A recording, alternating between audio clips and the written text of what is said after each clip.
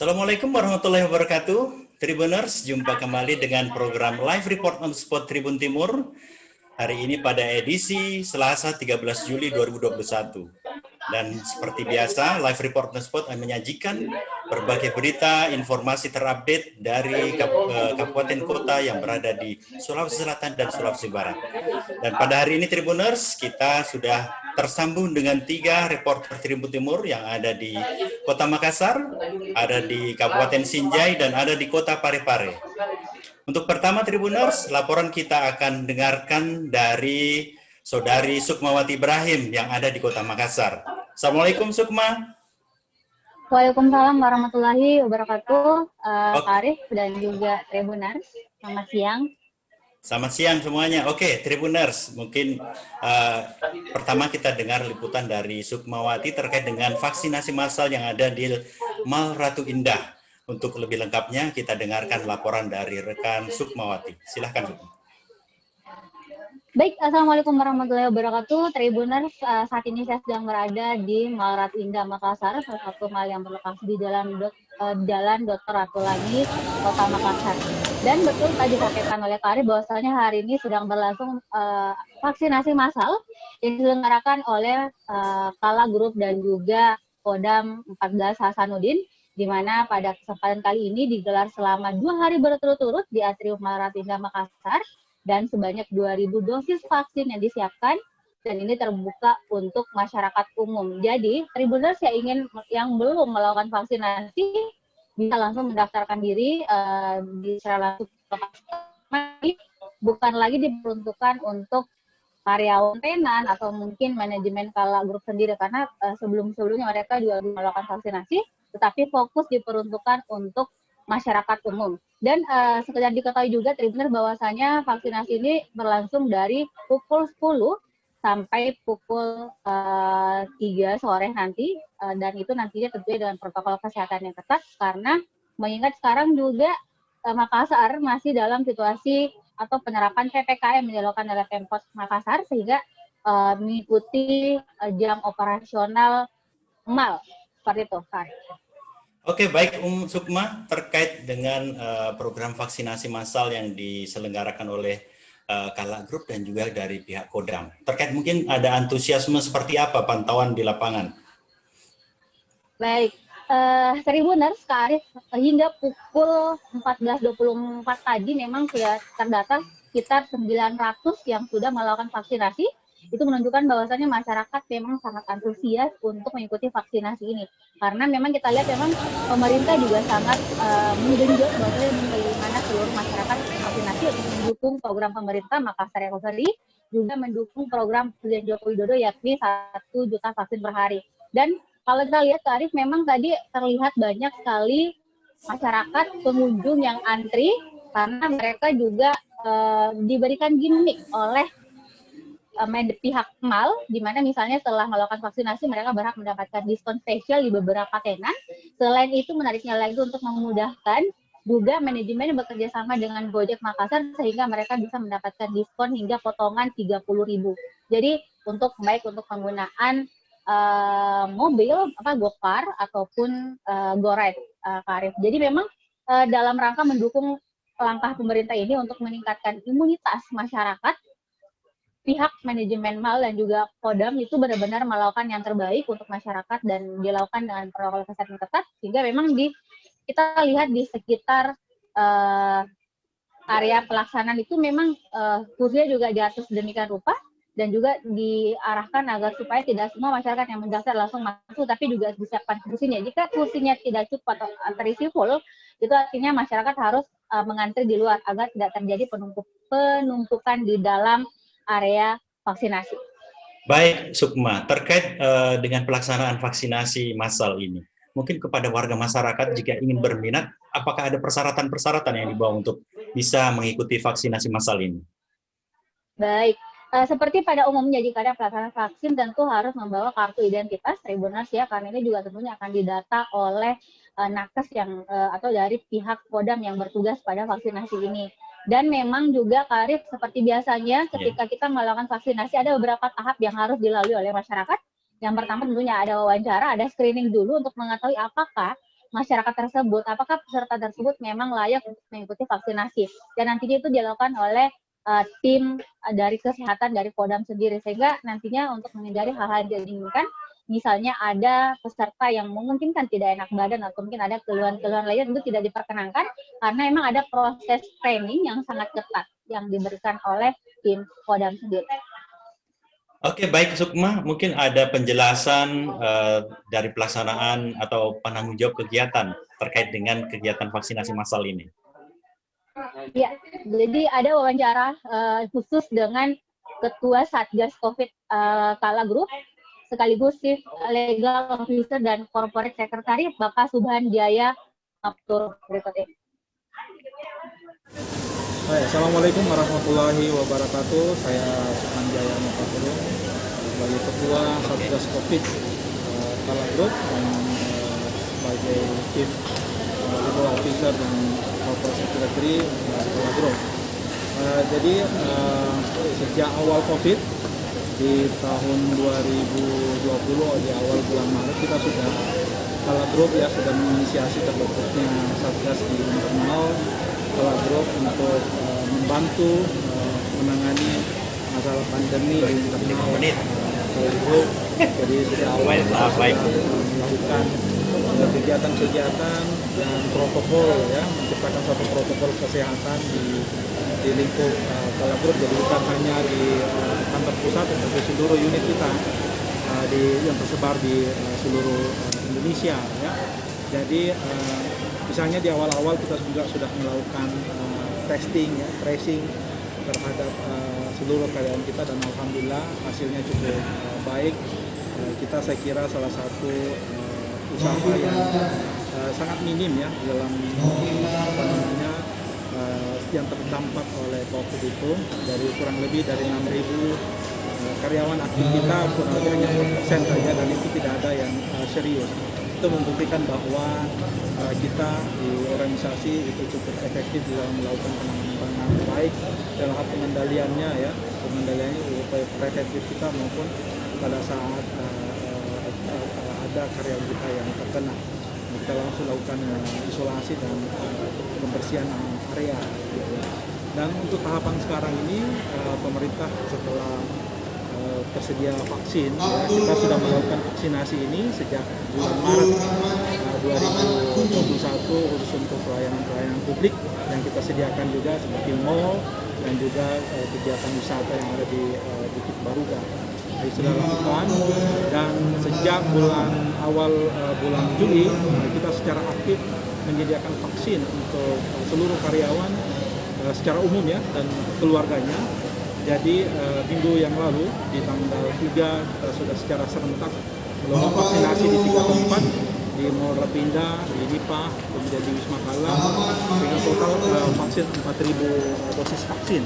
Dan hari ini 2 hari juga penjelasan dari Bapak Subhan Jaya Maptur selaku Ketua Satgas COVID-19 Kala Group. Dan sebagaimana disampaikan bahwasanya memang program ini bukan lagi sekedar program, tapi menjadi sebuah gerakan di mana memang banyak pihak yang ikut berpartisipasi, ikut berkontribusi, bukan hanya dari segi manajemen dan juga pemerintah Kota Makassar, tapi juga melibatkan banyak orang dari Kodam dan bahkan juga Polda, bagaimana mereka bersama-sama bahu-membahu untuk mendukung program 1 juta vaksin sebagaimana dicanangkan oleh pemerintah yakni Presiden Joko Widodo, dan juga bagaimana agar masyarakat tetap aman pastinya, karena jika tadi disampaikan juga bahwasannya jika vaksinasi ini hanya dilakukan secara individu tentu tidak akan aman, jadi memang harus dilakukan secara berkelompok secara keseluruhan, sehingga di Makassar setelah semuanya bisa terwujudkan, di Makassar kita tidak ada lagi istilah bahwa ada PPKM darurat, lockdown dan segala macam, semua akan berjalan secara maksimal jika ini benar-benar dimasifkan. Dan beliau juga mengajak seluruh pihak untuk ikut berkontribusi, karena para pengusaha, asosiasi, organisasi manapun juga harus ikut serta dalam melakukan hal ini. Lagi-lagi dikatakan bahwa ini bukan lagi sekedar program, tetapi gerakan vaksinasi massal agar terwujud sesuai dengan target pemerintah. Kembali ke Kak Arif. Oke, Sukma, mungkin terkait dengan program vaksinasi, tadi dikatakan selama 2 hari ya, jadi masih ada kesempatan warga masyarakat untuk bisa melakukan vaksinasi massal besok ya? Ya, Betul. Jadi program ini yang berlangsung selama 2 hari di Atrium Maratinda Makassar, di mana setiap hari targetnya 1.000 dosis yang atau diberikan kepada peserta atau masyarakat, dan memang sampai akhir hari ini penyelenggara optimis bisa terwujud dan ada tutup juga.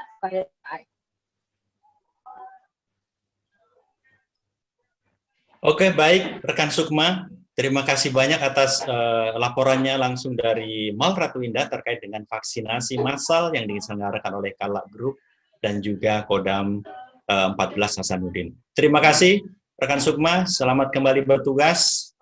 Oke Tribuners, demikian tadi laporan langsung dari rekan Sukmawati Ibrahim terkait dengan pelaksanaan vaksinasi massal di Mall Ratu Indah Makassar.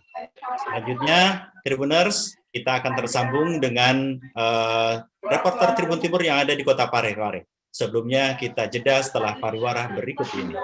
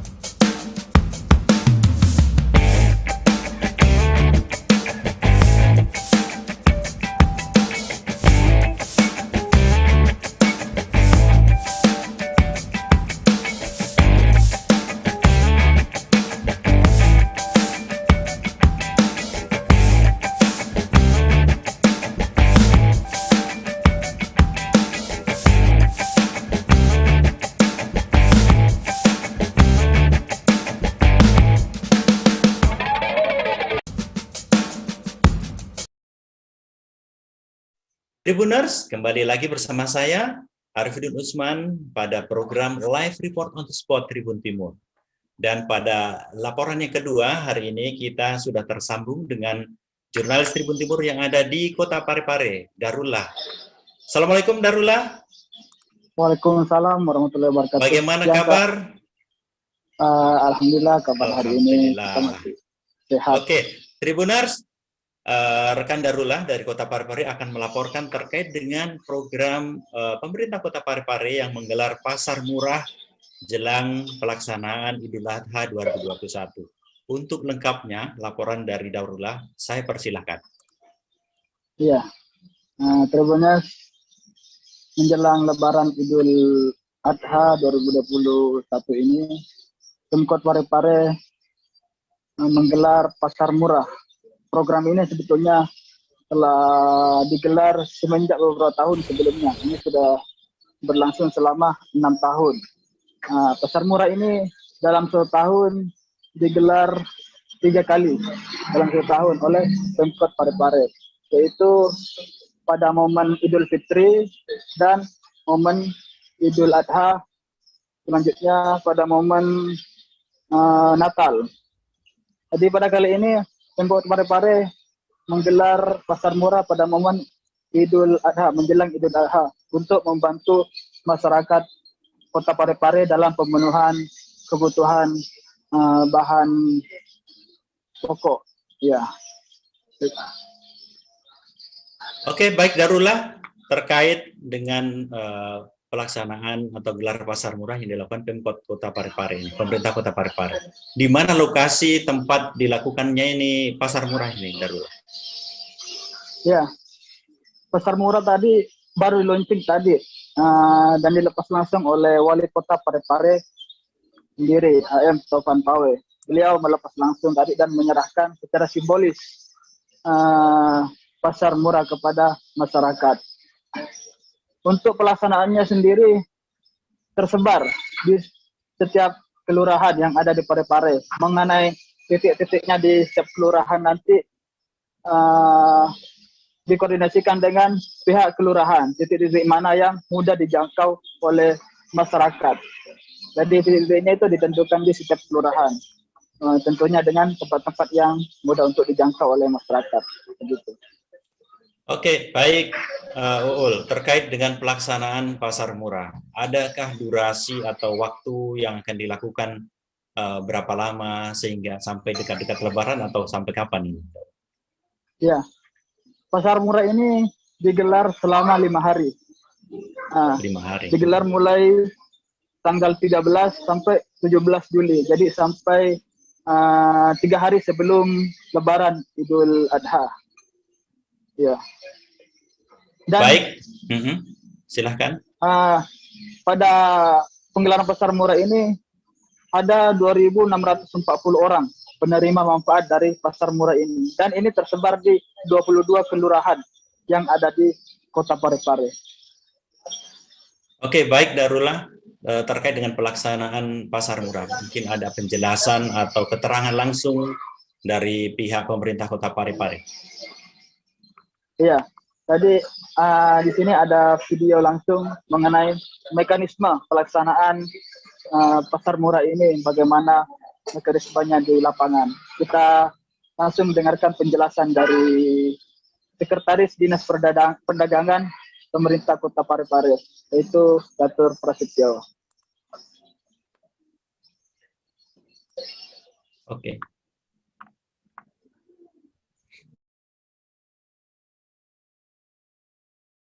Terima manfaat dari pasar murah.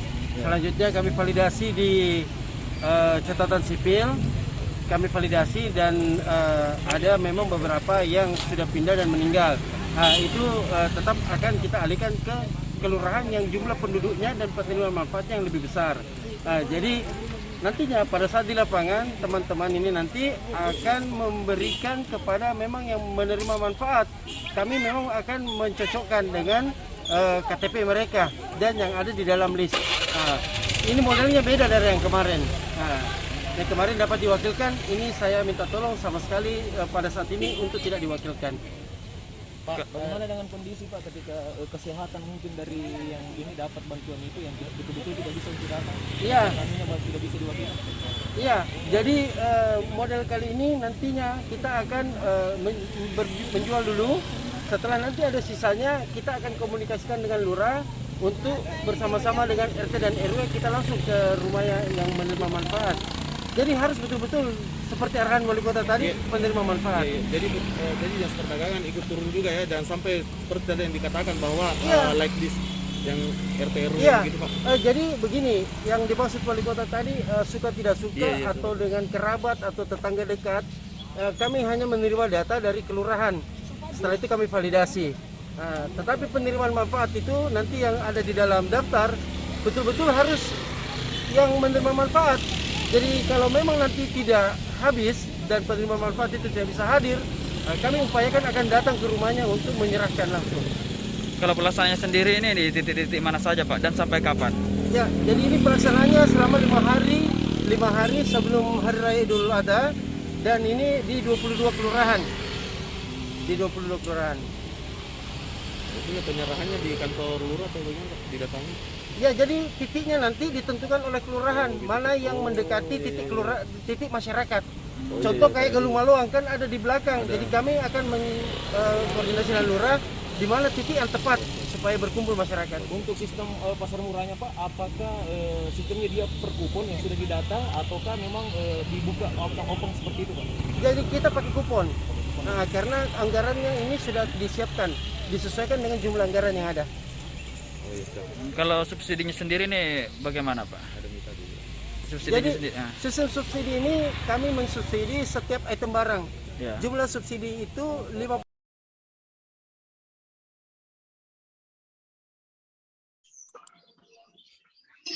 Baik, terkait dengan penjelasan dari pemerintah Kota Parepare terkait dengan gelar pasar murah, mungkin ada poin-poin yang sudah dijelaskan dari Kepala Dinas tadi nih, Uul. Ya, menurut penjelasan dari dinas terkait, yaitu Sekdis Perdagangan tadi, nilai total subsidi per orang itu 55.000. Jadi dari harga yang sebelumnya, sebelum subsidi 131.500 dan harga sesuai subsidi menjadi 76.500. Jadi harga per item sendiri beras 5 kg subsidinya 5.000 per kilo dan minyak goreng subsidinya 4.000 per liter. Terus item gula pasir subsidinya 6.000 per kilo. Selanjutnya terigu subsidinya 3.500 per kilo. Minuman subsidinya LP 3.000 per botol. Dan yang terakhir tusuk kaleng subsidinya 3.500 per kilo. Jadi total subsidi per orang itu ada 55.000 yang diterima oleh 2.640 penerima manfaat yang tersebar di 22 kelurahan yang ada di Kota Parepare. Iya, kembali ke. Baik, Uul, terkait dengan pelaksanaan pada hari pertama, bagaimana antusiasme masyarakat atau penerima manfaat dari Pasar Murah ini?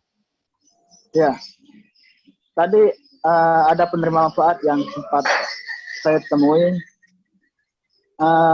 Dia mengapresiasi langkah Pemkot Parepare ini dalam membantu warga. Karena dalam situasi seperti ini, masyarakat merasa sangat terbantu dengan adanya program Pasar Murah ini untuk memenuhi kebutuhan-kebutuhan menjelang momen Idul Adha ini. Ya. Oke, baik. Terima kasih, Uul, atas laporannya. Demikian tadi, Tribuners, laporan dari Jurnalis Tribun Timur yang ada di Kota Parepare, Uul Darullah, terkait dengan Pasar Murah yang diselenggarakan oleh pemerintah Kota Parepare sebelum pelaksanaan Hari Raya Idul Adha yang sudah diumumkan pemerintah tanggal 20 Juli mendatang. Demikian Tribuners, terima kasih atas laporannya Uul, selamat kembali bertugas. Ya, Pak. Tribuners, demikian tadi laporan dari jurnalis Tribun Timur yang ada di Kota Parepare. Kita akan selanjutnya akan bergabung dengan jurnalis Tribun Timur yang ada di Kabupaten Sinjai, rekan Samsul Bahri. Tapi sebelum kita bergabung dengan Samsul Bahri, kita jeda setelah pariwara berikut ini.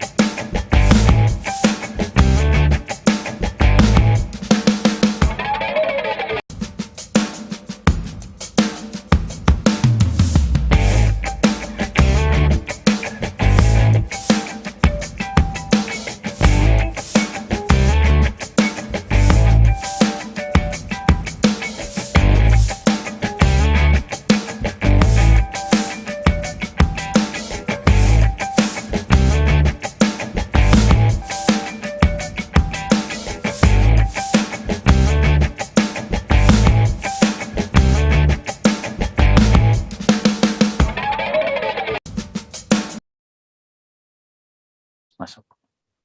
Tribuners, kembali dengan program Live Report on the Spot Tribun Timur, dan pada laporan yang ketiga ini kita sudah tersambung dengan rekan Samsul Bahri, jurnalis Tribun Timur yang ada di Kabupaten Sinjai. Assalamualaikum Samsul Bahri. Waalaikumsalam Bung Arif di studio Tribun Timur. Alhamdulillah. Bagaimana kabar? Alhamdulillah sehat. Alhamdulillah sehat walafiat. Oke Tribuners, rekan Samsul Bahri akan melaporkan terkait dengan pembelajaran tatap muka yang pada hari ini Selasa 13 Juli 2021 sudah mulai atau diberlakukan di beberapa sekolah yang ada di Kabupaten Sinjai. Dan kita tahu begitu pandemi dari tahun lalu Maret itu sekolah-sekolah sudah diliburkan atau melakukan pelaksanaan pembelajaran dari rumah. Tapi di Kabupaten Sinjai pada hari ini beberapa sekolah sudah melakukan pembelajaran tatap muka. Terkait dengan hal itu kita dengarkan langsung laporan dari rekan Samsul Bahri. Silakan rekan Samsul Bahri. Ya, terima kasih Bung Arif. Selamat siang Tribun Timur dimanapun ada, bahwa saat ini saya berada di depan UPTD SMP Negeri 23 Kabupaten Sinjai, berada di Kecamatan Sinjai Selatan. Perlu saya sampaikan bahwa pemerintah Kabupaten Sinjai melalui Dinas Pendidikan Kabupaten Sinjai pada hari ini telah resmi membuka pembelajaran tatap muka sekolah untuk hari ini. Jadi Bung Arief, bahwa ini merupakan hari yang pertama di mana sebanyak 223 sekolah dasar dan swasta di Kabupaten Sinjai telah memulai pembelajaran tatap muka, dan 43 sekolah pertama telah memulai hal yang, dan perlu ketahui bahwa sekitar satu lebih pandemi baru ini mulai pembelajaran tatap muka sekolah. Dan sebelum mulai tahapan tersebut, ada beberapa tahapan yang penting dilakukan oleh penyelenggara pendidikan guru di sekolah. Salah satu seperti penyediaan media cuci tangan, penyediaan hand sanitizer, dan juga di ruangan sekolah, di ruangan kelas, pihak guru juga mengatur peserta didiknya agar tidak terlalu rapat tempat duduknya. Dan kemudian pihak guru juga memakaikan jarak seperti itu, Bung Arief, sehingga antara siswa yang satu atau yang satu tidak terlalu berdekatan. Dan yang ketiga, mereka guru juga telah membagi waktu. Jadi kalau sekolah dalam satu ruangan itu memiliki siswa lebih dari 8 orang, maka tahap pertama diberikan kesempatan untuk mengajar 8 orang, kemudian pada sesi selanjutnya juga diberikan 8 orang untuk pembelajaran.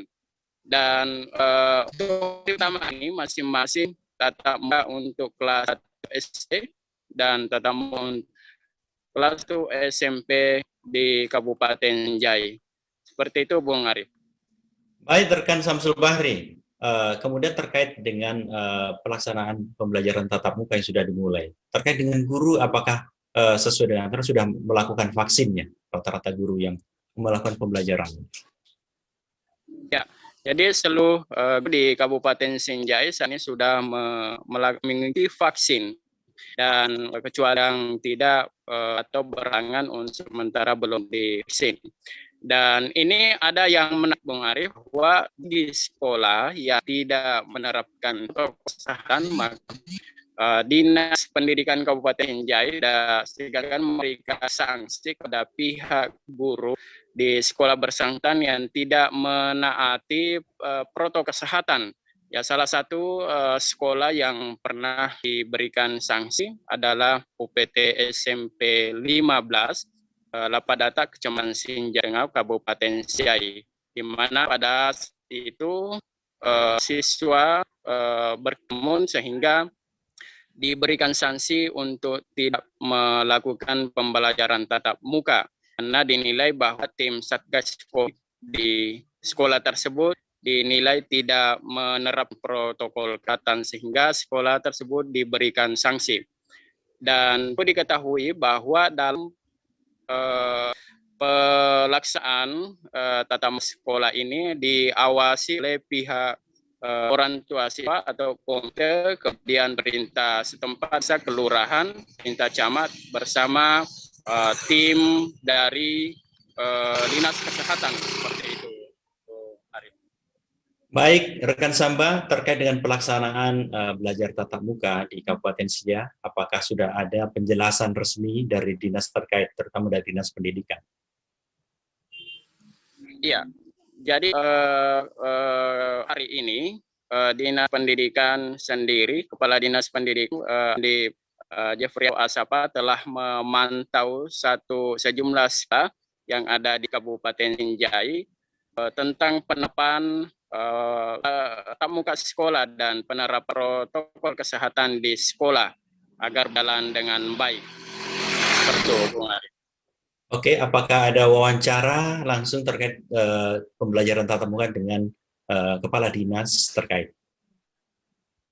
Iya, penjelasan ada wawancara dari pihak kepala dinas Andi Jeffrey Asapa dan ada beberapa poin-poin yang disampaikan oleh beliau. dan perlu diterapkan oleh para guru dan maupun dan siswa di sekolah masing-masing. Kita simak wawancaranya seperti apa penjelasan dari beliau.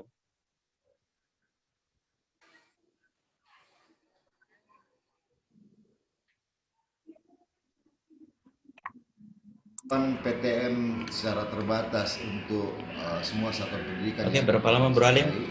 Berdasarkan dengan rekomendasi Satgas Covid Kabupaten Sinjai, kami sudah menyusun pedoman yang sudah disetujui juga oleh Satgas Covid, dan pedoman ini yang dijadikan acuan oleh semua sekolah. Pertama, mereka harus ada MOU dengan Satgas Covid Kecamatan, dengan Puskesmas Kecamatan. Setelah itu mereka harus mendapatkan rekomendasi juga dari Satgas Covid Kecamatan dan Puskesmas. Baru sekolah itu dikatakan layak melakukan PTM. Dan alhamdulillah hampir secara keseluruhan satuan pendidikan yang berada di naungan Dinas Pendidikan Kabupaten Sinjai sudah mendapat rekomendasi dari Satgas Covid dari masing-masing wilayah untuk layak melakukan PTM terbatas. Adapun hal-hal yang harus dipenuhi oleh semua satuan pendidikan yang ada, yaitu bagaimana melibatkan semua unsur yang ada di satuan pendidikan, termasuk komunitas sekolah dan orang tua siswa, di dalam melaksanakan panduan yang kami telah tetapkan bersama Satgas Covid.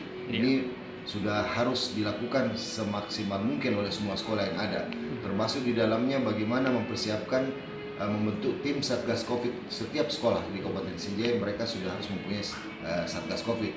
Satgas Covid inilah yang melakukan koordinasi setiap saat dengan Satgas Covid Kecamatan dan Puskesmas terkait pelaksanaan PTM terbatas di sekolah masing-masing.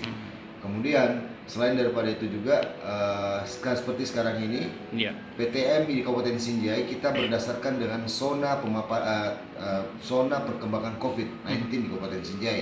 Kita ambil contoh misalnya di Kecamatan Sinjai Barat, untuk per hari ini terdapat satu lingkungan yang dianggap zona merah oleh tim Satgas Covid dan Dinas Kesehatan Kabupaten Sinjai. Terpaksa untuk satu lingkungan tersebut kami harus mendeteksi, menginventarisasi sekolah-sekolah kami yang ada di sana, dan terpaksa dilakukan penutupan PTM untuk sementara sambil menunggu zonanya berubah menjadi kuning. Jadi untuk sementara Kelurahan Tasililu yang ada di sana ada 4 SD, 4 taman kanak-kanak, kemudian 1 SMP, terpaksa mereka tidak melakukan PTM untuk sementara ini. Mereka sementara. Secara teknis Pak, pembelajaran sekolah itu seperti apa? Adakah pembagian apakah namanya waktu atau bagaimana? Sesuai dengan pedoman yang kami buat, di situ sudah diatur bahwa setiap satuan pendidikan yang ada melakukan pembagian secara shifting. Jadi ada sistem shift yang dilakukan. Misalnya sebagai contoh, hari pertama itu kelas 1 tandem dengan kelas 3. Hari kedua kelas 2 dengan kelas 4, kemudian hari ketiga kelas 3 sendiri. Itu tergantung dari jumlah siswanya. Kalau jumlah siswanya banyak, maka dia tidak boleh membuat tandem seperti tadi, pasang-pasangan kelas, tapi per kelas mereka harus lakukan. Kemudian jumlah siswa yang menjadi kewajiban setiap satuan pendidikan adalah jumlah sebanyak 6 siswa setiap kelas, tidak boleh lebih daripada itu. Itu yang kami buatkan dalam pedoman sebagai acuan PTM terbatas di Kabupaten Sinjai. Jadi jelas sekali selama PTM ini belum dilakukan secara masif anak-anak sekolah, tapi tetap melalui pembagian waktu bagian anak siswa dengan ketentuan 8 orang per kelas.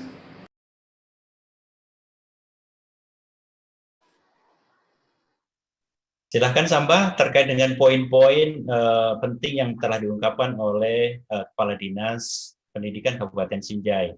Apa saja terkait dengan wawancara tadi? Iya, baik Arif di studio, bahwa yang disampaikan oleh beliau Kepala Dinas Pendidikan Sinjai Jeffriyaw Asapa, bahwa seluruh guru di sekolah diwajibkan harus menerapkan protokol kesehatan dalam melaksanakan pembelajaran tatap muka sekolah. Yang perlu dibenahi sekali pertama adalah harus menyiapkan alat cuci tangan, hand sanitizer, kemudian siswa maupun murid di sekolah harus dijaga jaraknya antara tempat duduk satu dengan yang lainnya.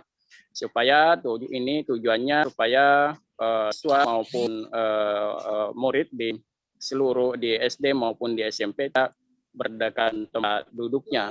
Dan hal yang paling penting lagi, berarti hanya dalam ruangan sekolah, tetapi pihak guru juga diminta dan Satgas COVID yang ada di sekolah minta untuk memantau seluruh suasana bulan di sekolah agar tidak melakukan berkerumun seperti saat ada di kantin maupun di saat pulang dari ke rumah masing-masing. Seperti itu Bung Arif. Kemudian hal yang kedua adalah